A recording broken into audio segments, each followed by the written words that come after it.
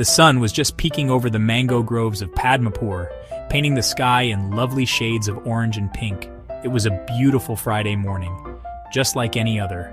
The roosters were crowing their morning songs, and the sweet smell of jasmine flowers drifted through the air. Little Mina, who was only 8 years old, was helping her Amma in the garden. They were picking bright red tomatoes for the market. The village was peaceful and happy. Everyone was getting ready for the day, with no idea that something very, very strange was about to happen. It was a morning full of promise and sunshine, a perfect start to what they thought would be a perfectly normal day. Suddenly, a shadow fell over the whole village. It was not a cloud shadow, it was much bigger and darker. The air grew still, and the birds stopped singing their cheerful tunes. Mina looked up, her eyes wide with wonder. The shadow grew larger and larger, covering everything like a giant blanket. The villagers came out of their houses, pointing up at the sky with puzzled faces. What could it be? It was moving so fast and it was so enormous. It was not an airplane, and it was certainly not a storm cloud. It was something they had never seen before in all their lives, something that made their hearts beat a little faster with a mix of fear and curiosity.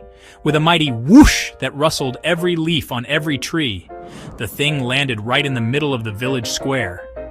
It was a pigeon, but it was no ordinary pigeon. It was a giant pigeon, as tall as the temple and as wide as 3 bullock carts put together. Its feathers were a soft, shimmering gray, and its eyes were like 2 big, shiny orange marbles.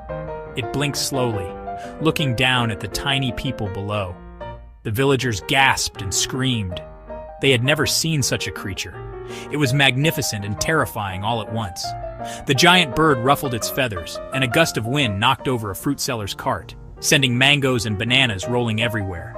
Panic spread through Padmapur like wildfire. People ran into their homes shouting and locking their doors. The village headman, Mr. Sharma, tried to be brave, but his knees were knocking together like coconuts. The giant pigeon cooed, and the sound was like a low rumble of thunder, shaking the very ground. It took a clumsy step, and its big pink foot accidentally broke a few tiles on Mrs. Gupta's roof. Little Raju's kitten, Mittens, scurried up a tree, too scared to come down. The village was in chaos.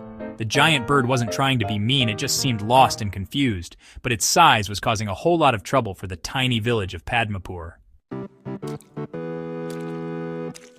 While everyone else was hiding, little Mina was peeking out from behind a curtain. She wasn't scared like the others. She felt a little bit sorry for the big bird. It looked so lonely and bewildered, all by itself in the middle of their village square. It wasn't roaring or trying to hurt anyone, it was just looking around, its head